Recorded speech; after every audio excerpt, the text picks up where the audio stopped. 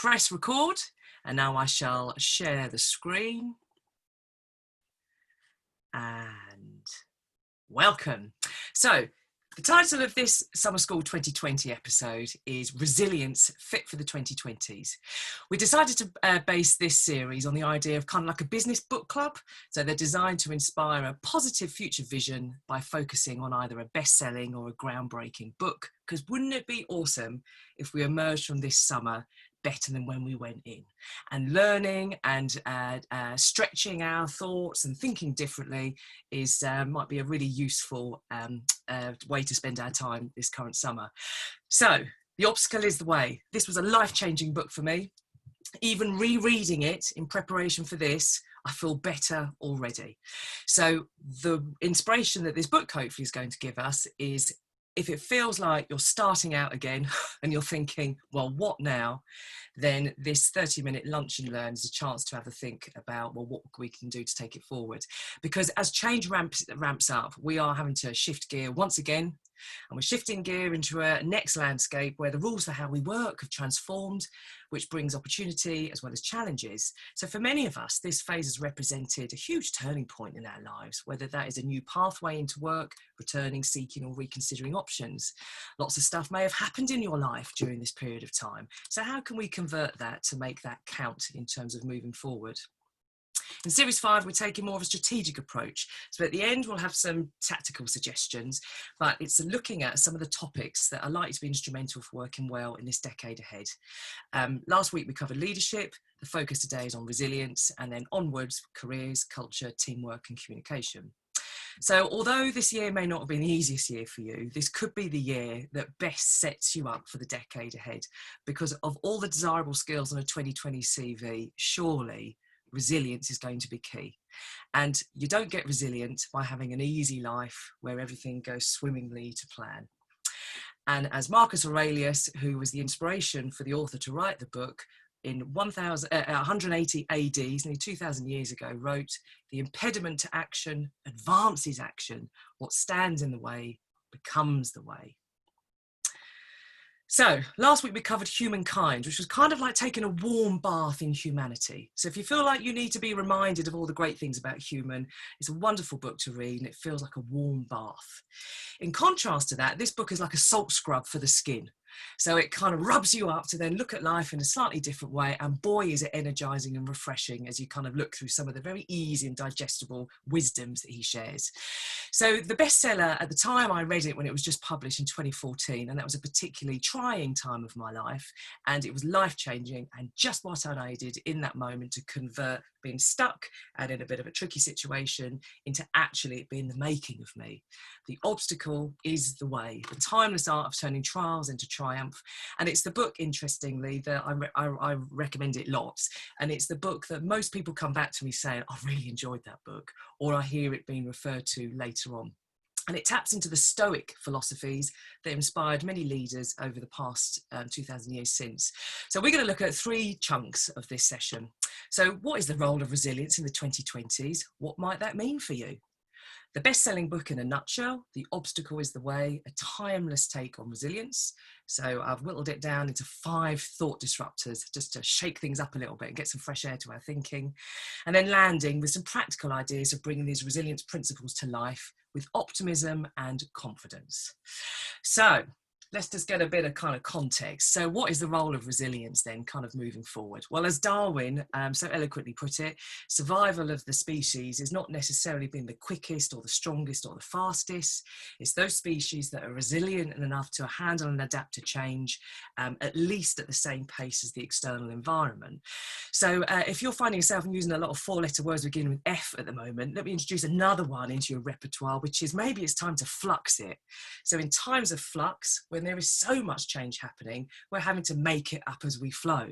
And at this point in our lives, potentially channeling the fox mindset might be the most useful for us, because a panda mindset of being kind of stuck, either having to sit there chomping on bamboo for 18 hours a day, not only means that you're the last to know that change is going on, it also means it's really stiff to get up and start moving around again because you've been sat still for so long. Whereas a fox is forever sniffing at new opportunity and it may not have an easy life, but it certainly has a life where it has more choices of its own making. And these unprecedented times require us to set some new rules, really, in terms of how we work. I mean, there's flexible and there's beyond flexible. So much so, I needed to make up a new word just to keep myself sane, which is fluxible. So when everything is up in the air, we have to make it up as we flow. How lucky that we're the generation that get to practice this new skill set. For that means what wise role models we will be for the younger generations watching us and seeing how we handle it. But it takes vision, and it takes resilience. So tired old thinking potentially needs a little bit of upcycling for this fresh decade ahead, for this is only the next normal. So what is the role of resilience in the 2020s? What might that mean for me? Why might it be worth a bit of a proper think about it? Because children are taught this in schools, but if you're older than 20, you are unlikely to have been taught this in school. So I guess it's thinking about, well, how do we view success and achievement? Is it a staircase where I make my way logically up the steps, and then when I get to the top, yes, I'm at the top and that's the level I stay at? Or is actually success a little bit more like an elevator? It's kind of ongoing. It has a momentum to itself, and sometimes it might come round and sometimes it might go up, but actually it is an evolving, eternal journey. This word unprecedented really sort of hooked onto me. And it felt like the tone in terms of how we use it, and certainly I was using it, was, oh, this situation is unprecedented. Ah. And then when you convert it, how liberating. This situation is unprecedented. Hurrah! What freedom! What could we do with this found freedom? If only I had the resilience and mental presence to be able to deal with this gift in the most appropriate way possible. So let's just take stock for a moment. It's been a busy old 20 years. For those of you who know me, I've been interested in technology and just how rapidly it's advancing. Because by the way, while all this is going on, most organisations are upping the pace and the breadth of automation projects, because potentially it's the safest option in terms of the context we have at the moment. So if we just take stock, over the last X amount of 100 years, we've seen a huge accelerating growth in technology. In short, the ability to process data has doubled in capacity and halved in price year on year. So what we're now seeing is some exponential amounts of data being able to be used. Even just thinking about your own mobile phone and how that has adapted reminds us of just how much pace has sped up. So much so that November 2017 was the moment that there were more mobile devices connected than there were people on the planet.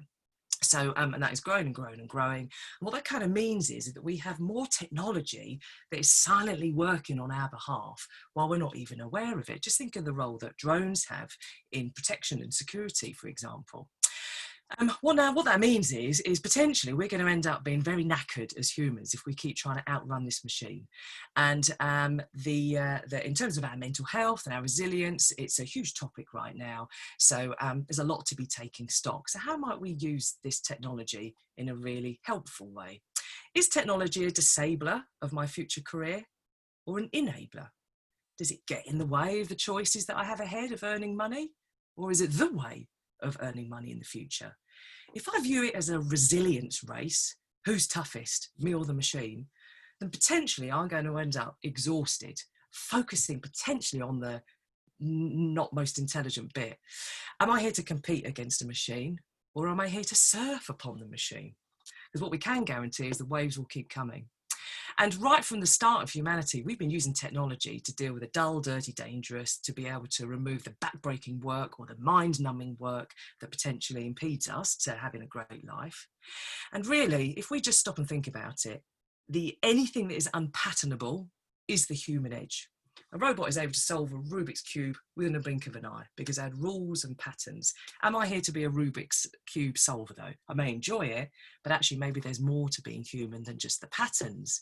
And the more I'm able to maximize my human potential by focusing on these 4C moments, simply put, whatever a machine cannot do is likely to still need a human in 2030, then actually I'm maximizing my potential and time stops passing. It just flows.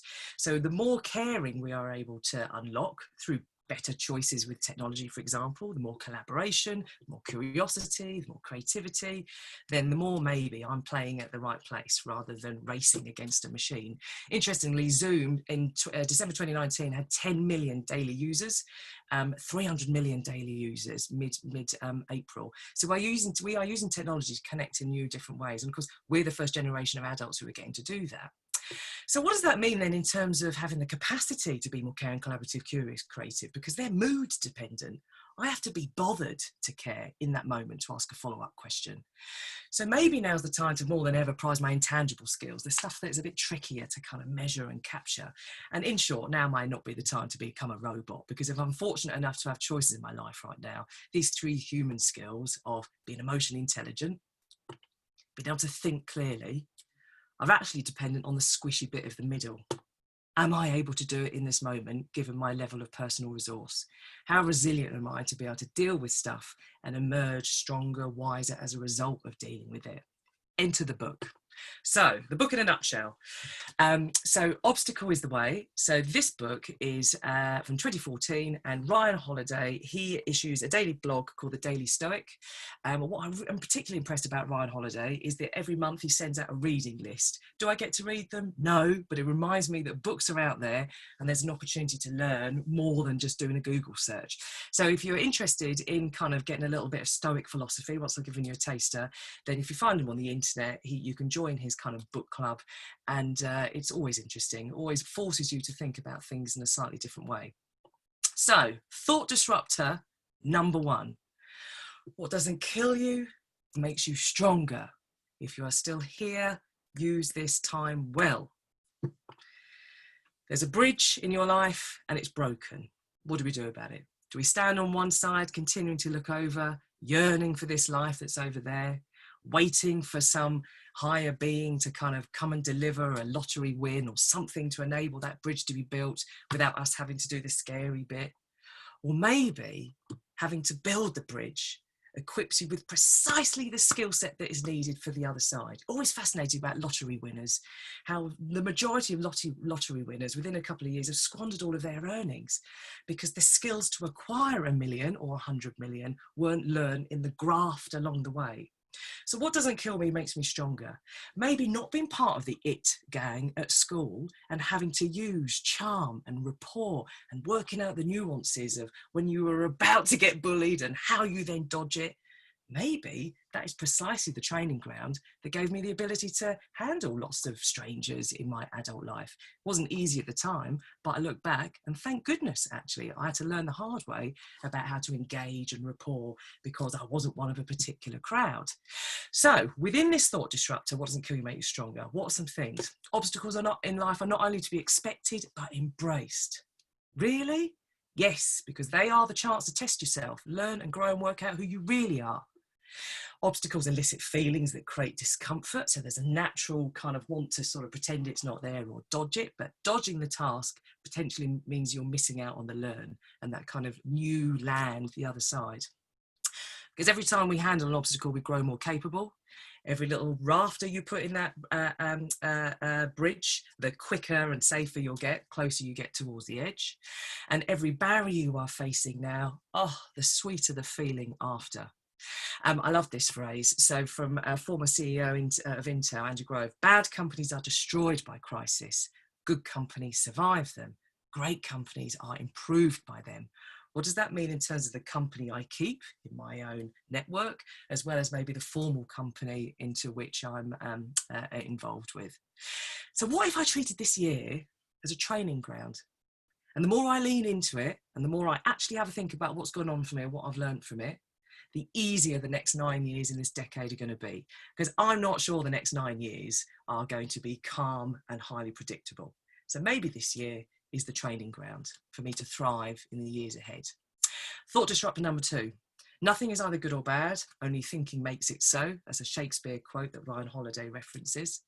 Seen properly, every setback is a chance to move forward. So here we have, some of you may have seen this before, herd of sheep. When you look closer, there is no fence, only the gate, but there's this kind of entrenched feeling of we have to go this way and that's the only way. Being trapped, Ryan Holiday would say, is a position, not a fate. It's where I'm at in the moment, and whether I choose to stay here or choose to move on, that's up to me. There's no book already of my life that's been written. This really struck out for me. Talent means nothing without grace and poise. You could have a CV armed to this, stacked to the rafters with lots and lots of skills and qualifications. But if you bottle it, and if you never actually speak up, if you never apply for that interview, if no one knows about those things, then how applicable have those skills been? Because in fact, grace, so the ability to contain oneself, poise, the ability to demonstrate that containment, precedes the ability to deploy any other skill. So next time I'm feeling myself starting to feel a little bit incapable, I'm going to stop that right now and think I can't even unlock those talents until I've cleared my head.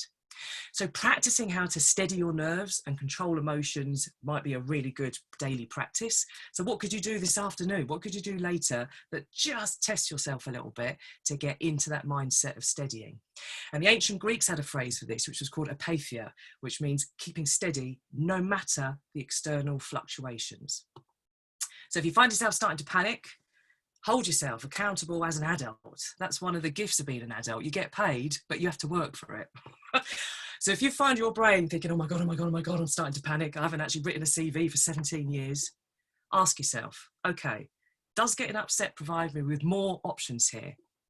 Probably not. Right then, you can't afford to panic right now. Panic later, focus now. So what if the main job right now in 2020 is just to hold and keep myself steady? For what will be, will be. Thought disruptor number 3. Just because it's a simple process I'm going to extract out for you doesn't mean that it's easy. And thank goodness, because the easy life potentially means you get tougher situations that you're unequipped to be able to deal with. And what it boils down is there are 3 critical steps for overcoming obstacles. So the first is your perception, having the appropriate attitude and approach to see things as they actually are. And this image, I thought it was beautiful the way he described it, which is if you've got a load of tangled hair, if you just stop and comb that hair, in that moment, stuck in the comb, it looks the same. A tangle looks the same as straight, smooth hair. So actually, if you stop and look and perceive, what am I actually seeing here? When you hold it in that comb, actually, that particular bit could either be straight or knotty. It's the context around it that gives it the meaning. Going for a bit of a random walk when you feel like your whole life is turned upside down, under the comb in that moment, you're going for a walk. The rest of the stuff is just a tangle around the edges. So combing through the detail, it just really stuck for me, that imagery of in that moment, it's as tangled and as straight as you apply the meaning around it. The second is the action, the energy and the creativity to break them down and convert it into opportunities. In short, can I be bothered? And the phrase that, there was a story that was from one of the previous webinars, was about 2 shoe salespeople who go across to uncharted territory. And they're doing a reconnaissance mission to find out the opportunity for selling shoes in this country. And one comes back and says, oh, they don't wear shoes over there. I'm not going to have any success. And the other person comes back and goes, they don't wear shoes over there. What an amazing chance to sell. So the actions, the energy and the creativity to bother to break things down and look at it from a different perspective. And then, of course, we've got the will, which is the discipline to cultivate and maintain the mindset to handle defeat and difficulty.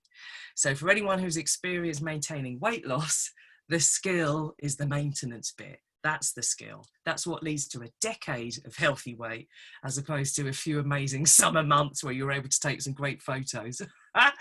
And the phrase that, again, that's sort of from a previous webinar is, I asked the dentist once, oh God, do I really have to floss my teeth every night? Because I've got sort of, weak gums. Oh, what an obstacle. I've got to floss my teeth every single night. And he said, well, only floss the teeth that you want to keep. And it was such a stark way of looking at it.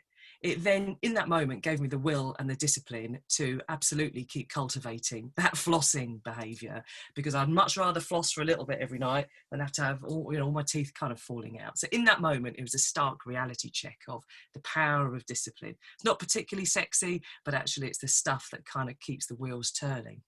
So what if right now I boiled all the stuff down to the most simplest tasks? What am I perceiving? What is the action required? And how am I going to then maintain that to sustain it? That's the resilience. Thought disruptor number 4. When it feels too big to handle, stop thinking. Focus on the obstacle. Part of the human condition is to apply meaning to things, which makes us very romantic. I mean, bonobo monkeys aren't writing poems to each other, but sometimes that meaning can sort of throw things up, which means it makes it more sort of tricky to see things, and it can hinder us.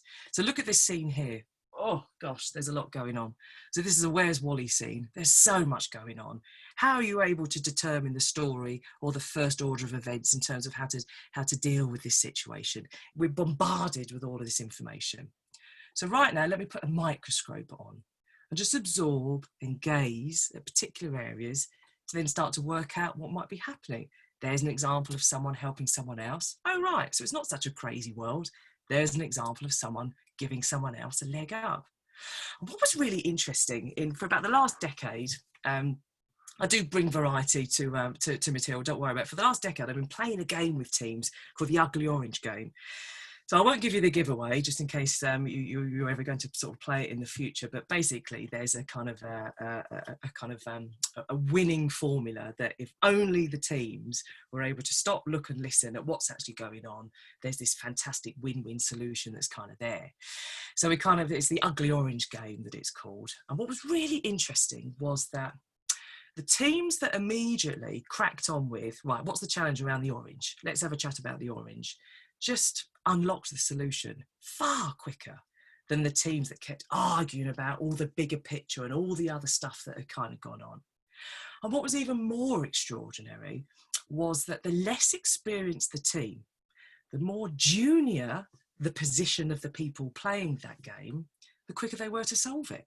There was just less ego.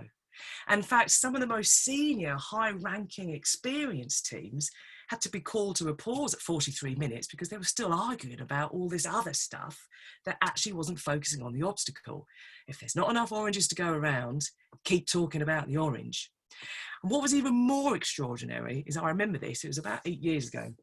I did this with a group of work experience students, and they came into the room to sort of start the fight, and they just showed each other their mutual briefs and just sat there side by side and worked it out together. And that was a lesson in life, where age doesn't necessarily bring you wisdom. It's having the capacity to stop, look and listen and actually take some time out. What is really going on?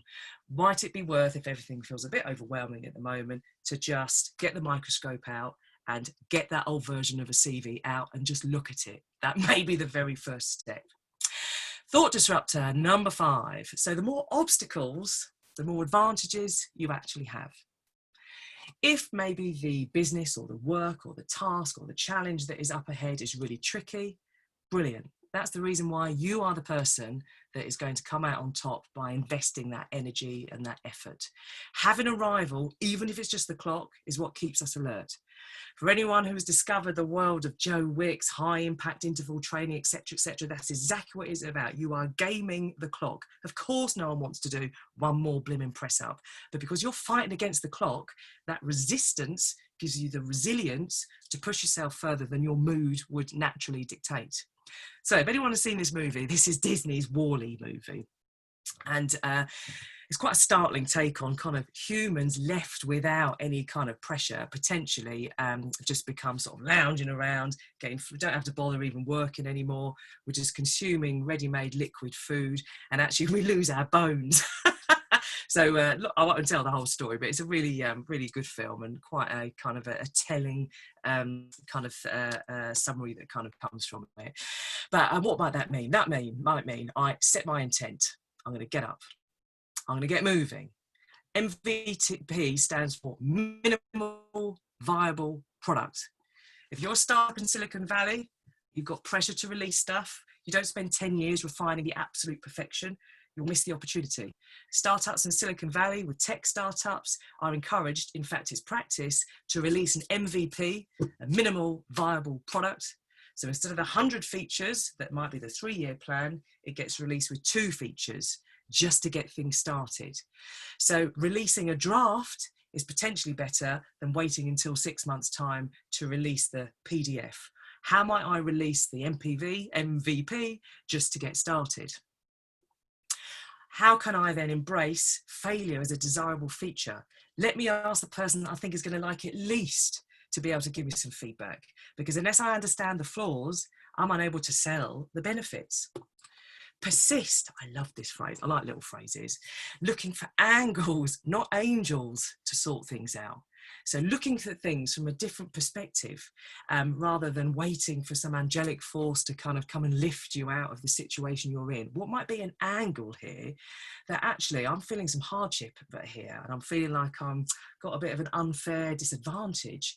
How could that mean that actually I turn that into an advantage? How might I do that? Discarding doubt. So if you think to yourself, oh, it's just not me, I'm just not that type of person, I don't do things like that, oh, I'm too old, oh, it's too this, I don't know enough. Really? Who are you not to be doing this? This is unprecedented times. There are no rules anymore. We are flexible. We're making it up as we flow. Even twins have a different course in life. They may be genetically identical, but they have a different course in life.